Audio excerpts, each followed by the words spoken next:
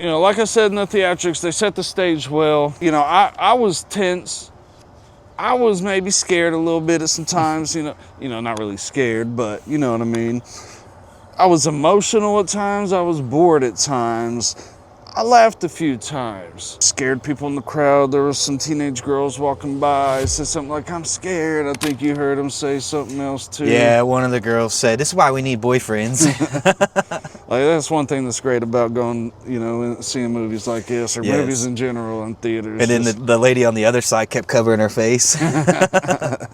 Yeah, it seemed to be a good ending to the story, which they can still build off of the stories, but this is kind of a bookend to their story. The Warrens. Warrens, yes. Maybe it was the pacing issues or something. I probably should give it a full scoop, but I'm gonna go ahead and give it a half a scoop for the experience. What about you, Brandon? Fair enough.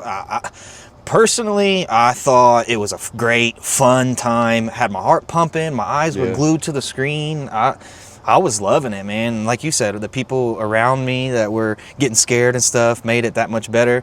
Oh, and I definitely think watching it in IMAX added to the experience for sure. That was awesome. I'm gonna give it a full scoop for experience. I almost want to go ahead and switch it to a full scoop because I wanted to be harsh on this movie. Tell you what, I've never really gone back too awful much. I'm gonna go ahead and do the full scoop to the theater experience because it really was a good time. All right. So I'm adding another little half a scoop in there. All right, all right. So now that we got all our scoops tallied, we're gonna find out what size popcorn movie the Conjuring Last Rites gets. And I'm gonna have to adjust mine because I added an extra half scoop, so I cheated, but you know, whatever, this is my show. I'm just playing. So that means I'm gonna go from an overflowing medium to a large. You know, the movie wasn't bad at all. It was a little scary, just a little long and slow at times. Good acting, great setting. It's gonna be a good time.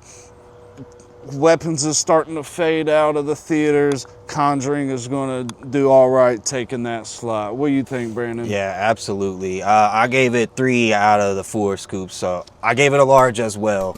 And I mean, I just think the only issues that I had with it was the little bit of pacing issues. Like I said, some of the dragging scenes, and then, you know, the fact that nobody really stood out. But other than that, it was a great movie, fun time. I'd watch it again. Yeah,